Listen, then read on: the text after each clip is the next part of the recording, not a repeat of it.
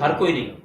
Impact factor जिसको बोलते हैं, ये एक कॉपीराइटेड टर्म है, हर कोई इस टर्म को यूज नहीं कर सकता, और अगर कोई करता है इलीगली करता है, वो 2 नंबरी कर रहा है। JCR एक ही सोर्स है जो इम्पैक्ट फैक्टर बताएगा। अगर एक जर्नल अपनी वेबसाइट पर लिखता है कि मेरा इम्पैक्ट फैक्टर इतना है, लेकिन उस जर्नल का नाम अगर JCR में नहीं है, आप JCR देखिए, JCR प्राइस्ड है डेटाबेस, फ्री नहीं, लेकिन आप अपने लाइब्रेरियन को भेज दें, अपने लाइब्रेरियन है ना यहाँ, उन्हें भेज दें कि ये जर्नल है, इसका ये इम्पैक्ट फैक्टर क्लेम किया हुआ, जरा मुझे चेक कर दें ये सही है।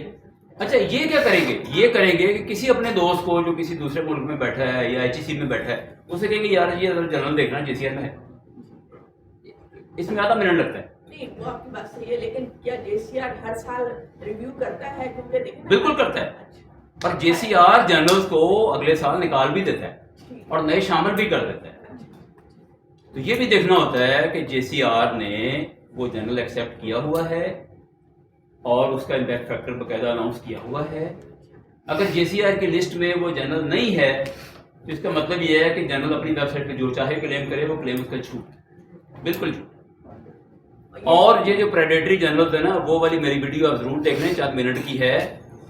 इसमें बहुत लोग इसका शिकार हो रहे हैं, बिल्कुल पता नहीं चलता, वो ऐसा जाल बिछा के बैठे होते हैं जी आप आज दें, कल सवेरे अपना आर्टिकल उठ के देखें, आंख आपकी बाद में खुलेगी, आर्टिकल पहले वेबसाइट पे होगा, बस इतने पैसे आपने देने हैं। पैसे भी नेगोशिएट कर लेते हैं, $500 से शुरू करेंगे और $50 तक भी आ जाएंगे, इसलिए कि लूट का माल है ना।